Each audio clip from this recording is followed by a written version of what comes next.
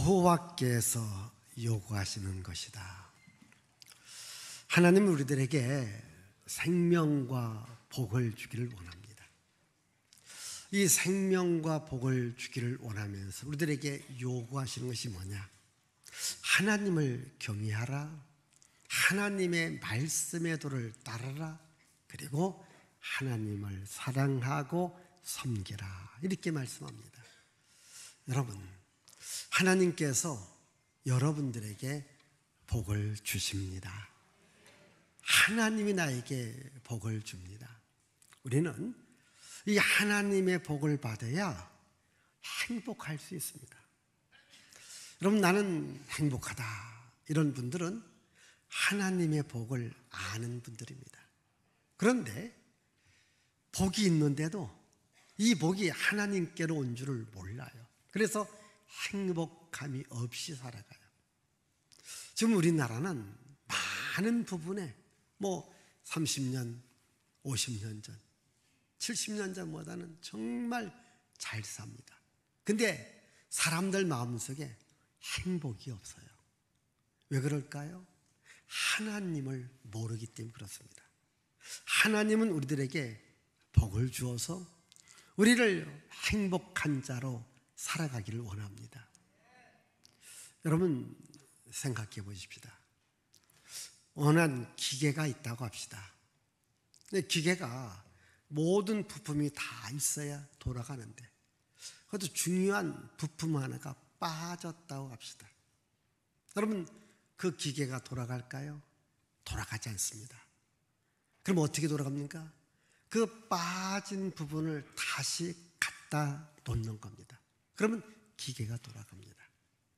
하나님께서 우리를 만드실 때에 우리 안에 복을 넣었어요. 행복을 넣습니다. 그런데 그 복과 행복이 어디에서 오느냐? 하나님을 내 마음에 모셔야 됩니다.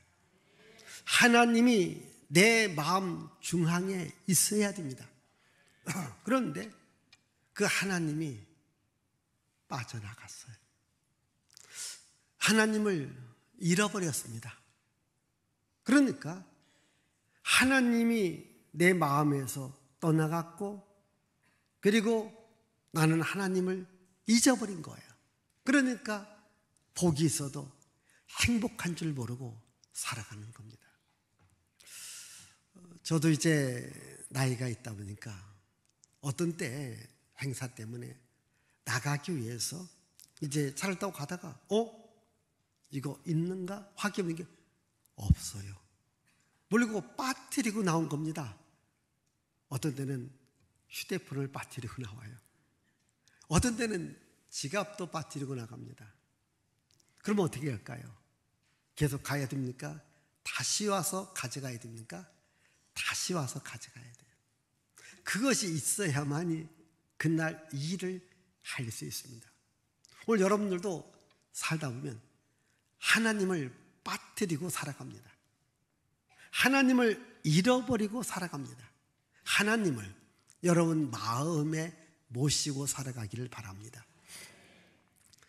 우리 마음에 행복을 넣어준 거예요. 근데 우리 마음에 행복을 넣어줄 때 그 행복은 어디서 오는가? 하나님께로부터 오는 거예요. 그래서 하나님을 항상 내 마음의 중심에 모시고 살아가야 됩니다. 솔로몬은 이렇게 말합니다. 무릇 지킬 것보다 더욱더 네 마음을 지켜라. 여기에 생명이 있다. 여기에 복이 있다. 그렇게 말합니다. 우리 마음을 지키라는 말은 하나님을 내 마음의 주인으로 모시고 살아가라는 겁니다. 하나님께서 이스라엘 백성들을 행복하기를 원합니다. 그래서 오늘 본문에서 세 가지를 요구합니다. 이스라엘의 행복을 위해서 세 가지를 요구하는데 그 세 가지가 무엇인지 우리 다시 한번 여기 12절의 말씀을 읽습니다. 이스라엘아, 내 하나님 여호와께서 내게 요구하시는 것이 무엇이냐? 곧 내 하나님 여호와를 경외하여 그의 모든 도를 행하고 그를 사랑하며 마음을 다하고 뜻을 다하여 내 하나님 여호와를 섬기고. 자, 첫 번째로는 하나님을 경외하라. 이 하나님을 경외하라는 말은 하나님께 예배하라는 겁니다. 또 하나님을 두려워하면서 살아가라는 겁니다. 하나님 계심을 알고 하나님을 경외하고 하나님을 두려워하면서 살아가는 겁니다. 여러분, 하나님께서 아브라함을 불렀어요. 그리고 아브라함에게 복을 준 거예요. 이 아브라함을 믿음의 조상으로 삼았습니다. 하나님께서 아브라함한테 복을 주는데 마지막 다시 확인합니다. 그런데 이 아브라함을 하나님께 보실 때 뭘 받는가? 정말 마음과 뜻과 정성을 다해서 하나님을 경외하는가, 이걸 본 거예요. 자, 우리 한번 창세기 22장 12절을 읽습니다. 사자가 이르시되 그 아이에게 내 손을 대지 말라. 그에게 아무 일도 하지 말라. 내가 내 아들 내 독자까지도 내게 아끼지 아니하였으니 내가 이제야 내가 하나님을 경외하는 줄을 아노라. 자, 내가 이제야 네가 하나님을 경외하는 줄 내가 알았다. 보십시다. 하나님께서 아브라함을 불러서 복을 준 것이 창세기 12장입니다.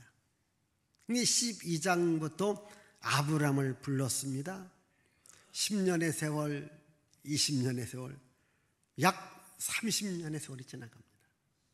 이러면서 이 아브라함을 시험해 봅니다.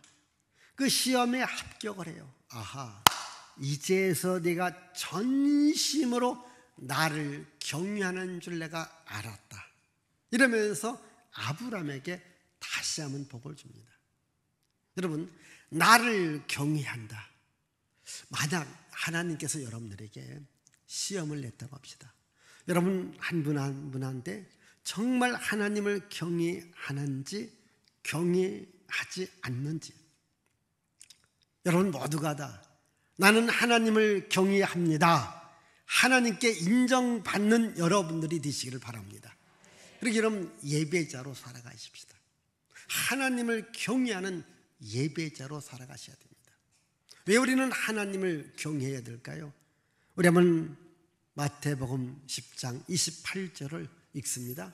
몸은 죽여도 영혼은 능히 죽이지 못하는 자들을 두려워하지 말고 오직 몸과 영혼을 능히 지옥에 멸하실 수 있는 이를 두려워하라. 자, 여러분, 몸만을 죽이는 사람을 두려워하지 말라는 거예요. 다시 말하면 세상 권력자, 세상 힘 있는 자, 이런 사람을 두려워하지 말고 하나님을 두려워하라. 왜? 하나님은 우리를 지옥에 보낼 수도 있고 우리를 천국에 보낼 수가 있다는 겁니다. 여러분, 우리는 나를 누가 죽인다, 내 걸 다 빼앗아간다, 그럼 우리는 그 사람을 두려워할 수 있습니다. 그러나 정말 두려워할 수 있는 분이 누군가, 우리를 지옥에도 보낼 수 있고 우리를 천국에도 보낼 수 있는 하나님을 두려워하라는 거예요. 근데 우리는 하나님을 두려워하지 않지 않습니까? 오늘부터 정말 하나님을 두려워하고, 즉 하나님을 경외하고 하나님께 예배하는 것을 여러분 인생에 가장 중요하게 여기기를 바랍니다. 여러분, 이 땅에서의 죽음은 그냥 죽음으로 끝나는 것이 아닙니다.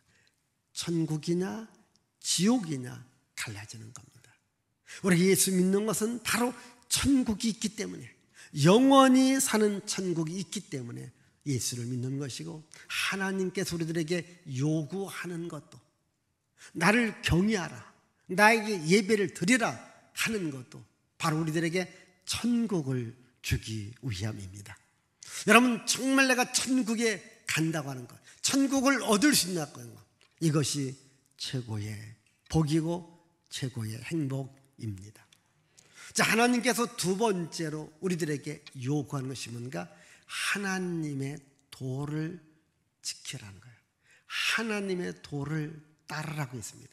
자, 이 말씀이 13절에도 나옵니다. 자, 13절도 읽습니다, 여러분. 내가 오늘 내 행복을 위하여 내게 명하는 여호와의 명령과 규례를 지킬 것이 아니냐. 자, 네 행복을 위해서 내가 너희에게 명령한 이 모든 명령과 규례를 지켜야 된다. 여러분, 하나님의 말씀을 따라가라는 겁니다. 우리가 길을 말합니다. 길을 걸어갈 때에 하나님의 말씀을 따라서 길을 걸어가라는 겁니다. 조금 쉽게 예를 들자면, 여러분 어디 먼 길, 낯선 길을 차 타고 갈 때에 지금은 참 편합니다. 뭐 때문에 편할까요? 내비게이션이 있습니다. 다 이야기해 줍니다. 이제 오른쪽으로 가라, 왼쪽으로 가라, 이렇게 다 그걸 따라가면 목적지까지 안전하게 갈 수 있습니다. 여러분, 내비게이션은 따라갈 줄 알면서 왜 하나님의 말씀을 안 따라가려고 하십니까? 이제부터 내 인생의 내비게이션이 뭔가? 하나님의 말씀입니다. 이 말씀을 여러분들이 따라서 가기를 바랍니다. 그래서 우리 신앙은요, 내가 원하는 길이 아니라 하나님이 가라 하는 그 길로 가는 거예요. 하나님이 가라고 하는 그 길. 이 신앙생활이 좀 어렵고 싶는 것은 그겁니다. 나는 내가 가고 싶은 길이 있는데 성경은 뭐라고 합니까? 네가 가고 싶은 길로 가지 말고 내가 너한테 알려준 길로 가라는 겁니다. 하나님이 알려준 그 길, 그게 바로 믿음의 길이라고 해요. 여러분, 예수님의 제자 가운데 베드로가 있습니다. 그런데 베드로가 예수님께 십자가에 이제 죽는 그 모습을 보면서 어떻게 합니까? 자기 길로 갑니다. 예수님을 모른다가면서 자기 고향 갈릴리 마을에 가서 다시 고기를 잡게 됩니다. 예수님께서 십자가에서 죽으시고 3일 만에 부활하셨습니다. 그리고 베드로를 만나줍니다. 베드로한테 네가 나를 사랑하느냐? 예, 사랑합니다. 내 양을 먹이라고 하는 사명을 주면서 이제 너는 앞으로 내가 가라고 하는 그 길을 가라, 이렇게 말씀하십니다. 우리 한번 요한복음 21장 18절을 보겠습니다. 내가 진실로 진실로 내게 이르노니 내가 젊어서는 스스로 띠띠고 원하는 곳으로 다녔거니와 늙어서는 내 팔을 벌리리니 남이 내게 띠띠우고 원하지 아니하는 곳으로 데려가리라.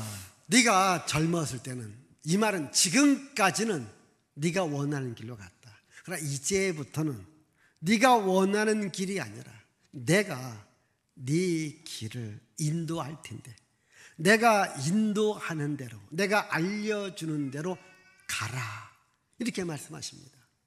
여러분, 그러지 않겠습니까? 예수 십자가에 죽자 자기가 원하는 길, 살 수 있는 길, 자기 고향 길로 간 겁니다. 그런데 부활하신 예수께서 베드로에게 이제부터는 네가 원하는 길이 아니라 내가 너의 길을 인도할 텐데 그대로 가라. 그래서 베드로가 이제 예수께서 원하는 이런 길로 가게 되는데 그 길이 쉽지가 않습니다. 왜냐하면 그 시대가 로마 시대였기 때문에 이 로마의 황제라든가 로마의 정부가 예수님을 그리스도로 믿는 사람을 핍박을 해요. 그래서 제자들을 핍박합니다.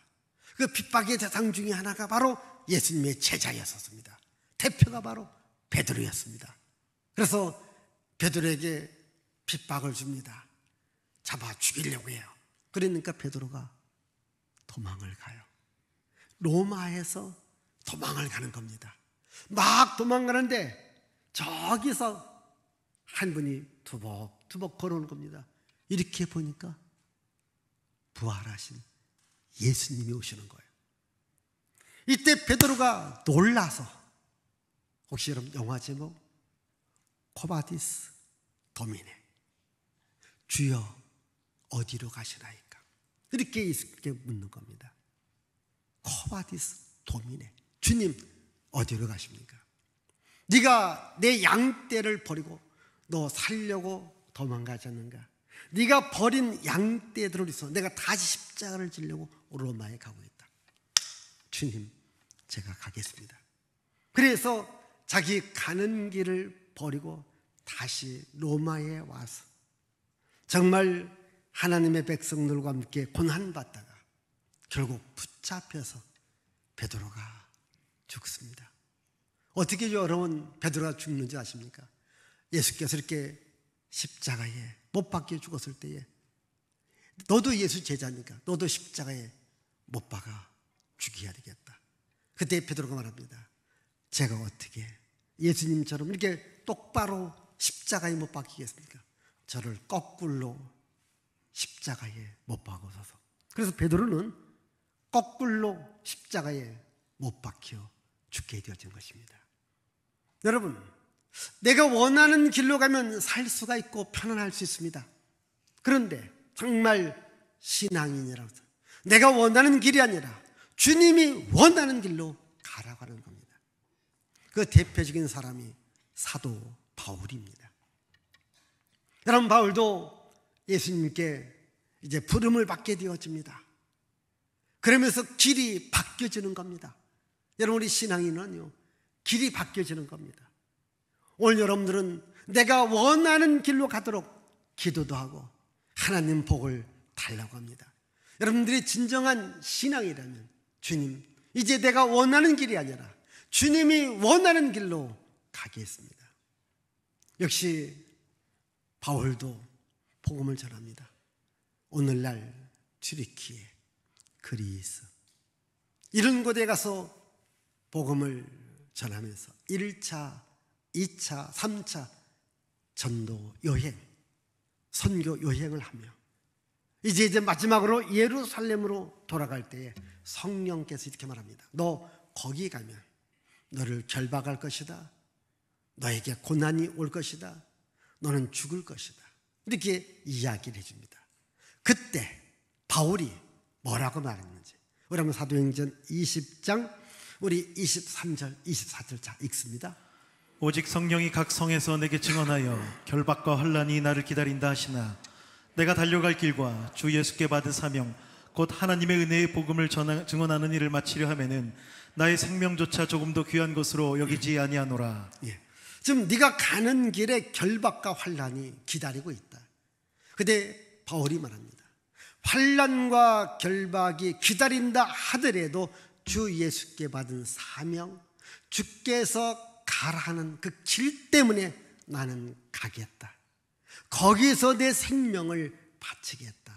이렇게 말합니다. 여러분, 오늘 여러분들이 교회에 오셨습니다. 그러면 내가 원하는 길로 가려고 하지 마시고 하나님의 말씀이 원하는 길로 가십시오. 꼭 베드로처럼 바울처럼 환난과 결박만 기다리고 있는 것이 아닙니다. 여러분들이 살 수 있는 길도 있습니다. 우리 한번 시편 119편 159절을 자 읽습니다. 내가 주의 법도들을 사랑함을 보옵소서. 여호와여 주의 인자하심을 따라 나를 살리소서. 자, 내가 주의 법도들을 사랑한다. 주의 법, 주의 도를 내가 살아가면서 그 길로 가니 나를 살려 주옵소서. 여러분, 하나님의 말씀을 따라 살아가는 길, 사는 길인 줄 믿습니다. 문제가 해결되어지는 길인 줄 믿으시기를 바랍니다. 나는 하나님의 말씀을 따라가리라. 이러한 믿음의 길을 갈 수 있기를 바랍니다. 이것이 우리 주님이 요구하시는 것입니다. 또 주님이 요구하시는 세 번째가 뭡니까? 하나님을 사랑하라는 겁니다. 하나님을 사랑하라. 근데 여기서 말합니다. 하나님께서 이스라엘 백성들에게 나를 사랑하라는 사랑이 일방적 사랑이 아닙니다. 먼저 하나님께서 이스라엘 백성들을 사랑했습니다. 우리 한번 여기 신명기 7장 8절과 9절을 한번 읽습니다. 여호와께서 다만 너희를 사랑하심으로 말미암아 그런즉 너는 알라. 오직 내 하나님 여호와는 하나님이시요 신실하신 하나님이시라. 그를 사랑하고 그의 계명을 지키는 자에게는 천대까지 그의 언약을 이행하시며 인애를 베푸시되. 자, 하나님께서 이스라엘 백성을 선택했는데, 자, 잘나고 똑똑하고 훌륭하고 멋있고 그리고 가치가 있기 때문에 선택한 게 아니라는 거예요. 너희 민족 그냥 보잘 것 없다는 거예요. 그러나 내가 너를 선택한 것은 내가 너를 사랑했기 때문이고 그리고 너의 자손 천대에 이르기까지 복을 주기 위함이다. 즉 많은 민족 앞에 샘플로 너희를 선택했고 내가 너희를 사랑했다 이렇게 말합니다. 보십시다. 여러분 진정한 사랑은 어떠한 사랑인 줄 아십니까? 진정한 사랑은요, 먼저 내가 사랑을 베풀고 그리고 상대방한테 나를 사랑하라고 합니다. 그럼 오늘날 왜 사랑에 문제가 생길까요? 일방적 사랑이 맞습니다. 왜 나를 사랑하지 않느냐고 여기서 서로 다툼이 일어날 수 있습니다. 여러분 내가 마음껏 베풀어 보십시오. 줘 보십시오. 사랑해 보십시오. 그러면 상대방도 나를 사랑하는 거잖아요. 근데 우리는 내 사랑은 조금도 주지 않습니다. 내 물질은 조금도 주지 않습니다. 내 재능은 조금도 주지 않습니다. 내 건 조금도 안 주면서 상대방한테만 가져오라, 달라 이러니까 여기 다툼이 일어나는 겁니다. 진정한 사랑은 내가 먼저 사랑하면서 그리고 나도 사랑하라. 이게 하나님도 우리에게 일방적으로 하나님만을 사랑하라고 하지 않습니다. 내가 너를 선택해서 나의 백성으로 나의 자녀로 삼았다. 내가 너를 선택해서 너를 위해서 독생자 예수님도 보내주셨고 너에게 영원한 생명, 영원한 천국을 주었다. 그러니 나를 사랑하라고 이렇게 말합니다. 자, 우리 성경에서 가장 핵심적인 말씀, 우리 요한복음 3장 16절을 자 읽습니다. 하나님이 세상을 이처럼 사랑하사 독생자를 주셨으니 이는 그를 믿는 자마다 멸망하지 않고 영생을 얻게 하려 하심이라. 하나님이 우리를 사랑해서 독생자 예수님을 주셨다. 여기에 대한 해석이 요한 1서 4장 9절과 10절에 나옵니다. 하나님의 사랑이 우리에게 이렇게 나타난 바 되었으니 하나님이 자기의 독생자를 세상에 보내심은 그로 말미암아 우리를 살리려 하심이라. 사랑은 여기 있으니 우리가 하나님을 사랑한 것이 아니요 하나님이 우리를 사랑하사 우리 죄를 속하기 위하여 화목제물로 그 아들을 보내셨습니다. 자, 여러분 하나님이 우리를 먼저 사랑했다고 했어요. 독생자 예수님을 보내서 예수님께서 우리의 죄악을 담당시켰고 십자가에 죽으셔서 우리의 죄값을 지불하고 우리를 하나님의 자녀로 삼아 주신 겁니다. 그래서 하나님은 너희는 이제 나의 백성이요 나의 자녀, 나를 사랑하며 살아가라고 말씀하십니다. 우리 한번 로마서 5장 8절도 읽어보겠습니다. 우리가 아직 죄인 되었을 때에 그리스도께서 우리를 위하여 죽으심으로 하나님께서 우리에 대한 자기의 사랑을 확증하셨느니라. 자, 여러분 우리가 죄인 되었을 때 아무것도 없을 때 하나님께서 독생자를 보내주셔서 바로 그 예수께서 십자가에 죽게 했습니다. 이것이 뭔가? 내가 너희를 사랑한다라는 증거가 된다는 겁니다. 그래서 여러분 교회에는 십자가가 있는 겁니다. 여러분 십자가가 뭡니까? 하나님이 우리를 사랑한다는 증거가 됩니다. 여러분 이 십자가의 사랑, 우리를 사랑하신 하나님의 사랑, 그래서 우리도 당연히 하나님을 사랑해야 됩니다. 이게 하나님께서 우리에게 요구하는 것, 하나님을 경외, 예비하라는 겁니다. 하나님의 말씀을 따라가라는 겁니다. 하나님을 사랑하라는 겁니다. 왜? 너의 행복을 위하여. 우리 한번 13절 자 읽습니다. 13절입니다. 내가 오늘 내 행복을 위하여 내게 명하는 여호와의 명령과 규례를 지킬 것이 아니냐. 예, 오늘 네 행복을 위해서 이 말씀을 좀 지키라는 거예요. 여러분 우리의 행복을 위해서 하나님 우리들에게 복을 주고 우리가 행복하게 살기를 원하는 거예요. 여러분 부모가 자녀한테 다 해줍니다. 왜 다 해줍니까? 행복하게 살려고. 이게 육신의 부모의 마음 아니겠습니까? 하나님 아버지께서도 우리들에게 모든 걸 다 해줍니다. 왜? 우리에게 행복을 위해서. 그래서 여러분이 행복할 수 있는 가장 핵심이 뭔가? 하나님을 사랑하십시오. 하나님의 말씀을 따라가십시오. 하나님을 경외하십시오. 그럼 여러분 분명히 여러분들이 복이 와요. 복이 오니까 우리는 행복할 수 있는 거예요. 우리 한번 신명기 5장 33절을 읽습니다. 너희 하나님 여호와께서 너희에게 명령하신 모든 도를 행하라. 그리하면 너희가 살 것이요 복이 너희에게 있을 것이며 복이 너희에게 있을 것이다. 우리 신명기 6장 24절입니다. 여호와께서 우리에게 이 모든 규례를 지키라 명령하셨으니 이는 우리가 우리 하나님 여호와를 경외하여 항상 복을 누리게 하기 위함이시며. 여러분 여호와를 경외하라. 왜? 항상 복을 누리기 위함이다. 여러분 예배 생활 잘 하기를 바랍니다. 이 예배 안에 신앙의 모든 것이 다 들어 있습니다. 그렇지 않습니까? 예배 안에 하나님을 사랑하고 하나님과 교제하고 또 하나님을 높이고 하나님을 경외하는 것이 다 들어 있습니다. 그러면 우리들에게 복을 주겠다는 거예요. 비록 우리가 좀 어렵고 힘든 일을 만난다 할지라도 하나님께로 돌아와서 내가 하나님을 사랑합니다. 하나님의 말씀을 지키겠습니다. 내가 하나님께 예배하겠습니다. 그러면 하나님께서 복을 주겠다는 겁니다. 예레미야 선지자는 이스라엘 백성들이 가장 신앙이 무너졌을 때 말씀한 선지자가 예레미야 선지자입니다. 자, 우리 예레미야 32장 우리 38절 39절을 읽습니다. 그들은 내 백성이 되겠고 나는 그들의 하나님이 될 것이며 내가 그들에게 한 마음과 한 길을 주어 자기들과 자기 후손의 복을 위하여 항상 나를 경외하게 하고. 자, 자손에게 복을 위하여 항상 하나님을 경외하게 한다. 하나님께서 이스라엘 백성들을 나의 백성이다, 나의 자녀라고 말합니다. 그러면서 이스라엘 백성들이 하나님을 경외한다면 그 자손들에게 복을 주겠다는 거예요.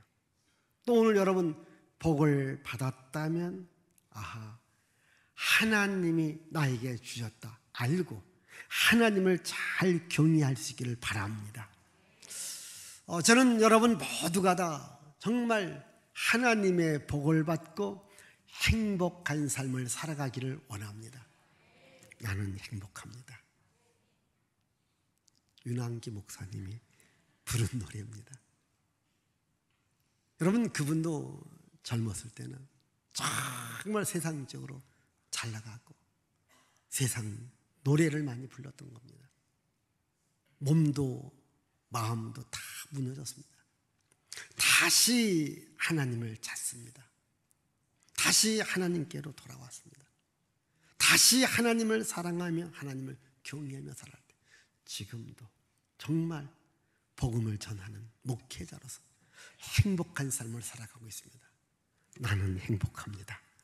우리 예수 믿는 분들은 다 이런 마음 가지셔야 돼요. 정말 가지셔야 됩니다. 그런데 왜 나에게 복이 오지 않고 내 인생에 행복이 없을까요? 오늘 여러분들이 그래도 나도 교회를 다니고 예배자로 살아가기를 원하고 말씀을 순종하며 살아가기를 원하고 정말 교회를 사랑하며 왜 나에게 복이 안 올까? 왜 내 인생은 행복하지 아니할까? 여기 중요한 영적 원리가 있습니다. 바로 마귀라고 하는 존재가 있습니다. 더러운 귀신이라는 존재가 있습니다. 여러분 교회 다니셔도요, 영적 존재, 마귀, 사탄, 귀신을 알아야 됩니다. 이 마귀는 우리의 행복을 빼앗아갑니다. 우리의 복을 빼앗아갑니다. 우리에게 행복 대신 불행을 주려고 해요. 기쁨 대신 슬픔을 줍니다. 부유한 것 대신에 가난을 줍니다. 그게 뭡니까? 마귀가 하는 일이거든요. 오늘도 원수 마귀는 오늘 여러분 안에 들어와서 여러분 인생을 망가지고 가정을 망가지고 삶을 망가지게 만듭니다. 그래서 하나님께서 말씀하십니다. 하나님을 경외하라. 하나님의 말씀을 따르라. 하나님을 사랑하라. 그 말은 하나님을 내 마음의 주신으로 모시라는 거예요. 절대 원수 마귀가 내 안에 들어오지 않게끔. 여러분 창세기 1장 2장 3절 보십시다. 하나님께서 사람을 만드셨습니다. 사람을 살 수 있는 에덴 동산을 만들어줬어요. 사람이 에덴 동산 살 수 있는 모든 복을 다 넣어줬습니다. 그런데 앞차는 순간에 3장에 보니까 뱀, 마귀가 아담과 하와의 가정에 들어옵니다. 하나님의 말씀의 도를 따라가겠는데 아담과 하와가 하나님의 말씀을 잊어버리고 마귀의 말을 따라가기 시작합니다. 거기에 뭐가 옵니까? 에덴 동산에서 쫓겨나야 됩니다. 땅을 파며 땀 흘려야 먹을 수 있는 노동이 거기 시작되어집니다. 그때 죽음이 오기 시작하고 저주가 임하기 시작합니다. 누가? 마귀가 우리 인생을 망가지게 하는 겁니다. 우리 인생을 망가지게 하는 마귀를 물리치려고 이 땅에 오신 분이 누굽니까? 예수 그리스도이십니다. 예수님은 마귀가 빼앗아간 복을 다시 우리들에게 찾아주는 거예요. 마귀가 빼앗아간 행복을 다시 우리들에게 찾아주는 것이 예수님께서 하신 일입니다. 그래서 오늘 말씀에 내가 너희들에게 요구하는 것, 다시 나에게로 돌아오라는 거예요. 예배 드리라는 거예요. 다시 하나님의 말씀을, 마귀 말 듣지 말고 하나님의 말씀을 따라 살아가고 세상을 사랑하지 말고 하나님을 사랑해라. 그럼 너에게 행복이 올 것이다. 너에게 복이 올 것이다. 말씀했습니다. 여러분, 하나님을 경외하시고 하나님께 예배하시고 우상숭배하지 마시고요. 세상에 많은 말들이 있지만 그 말 중에 원수 마귀가 내 영혼을 망가지게 하는 말들이 있습니다. 그런 말 듣지 말고 하나님의 말씀을 듣고, 여러분 세상에 사랑하는 거 많지만은 그러나 하나님을 먼저 사랑하면서 여러분들이 믿음의 길을 가고 예수님을 내 안에 영접한다면, 영접하는 자, 곧 그 이름을 믿는 자들에게 하나님의 자녀라는 권세를 주셨다겠는데, 우리 마음의 문을 열고 요한계시록 3장에 보면 마음의 문을 두드리니까 열어놓으라는 거예요. 내가 들어가면 내가 너와 함께 있을 것이고 너에게 행복을 줄 것이고 너에게 치료를 줄 것이고 너에게 능력을 줄 것이고 너에게 복을 줄 것이다 말씀했습니다. 이제 예수님을 내 인생의 주인으로 모시고 예배자로, 말씀을 순종하는 자로, 하나님을 사랑하는 자로 살아가서 복을 받고 행복한 인생이 되어지기를 주의 이름으로 축복을 드립니다. 기도합니다. 살아계신 하나님 아버지,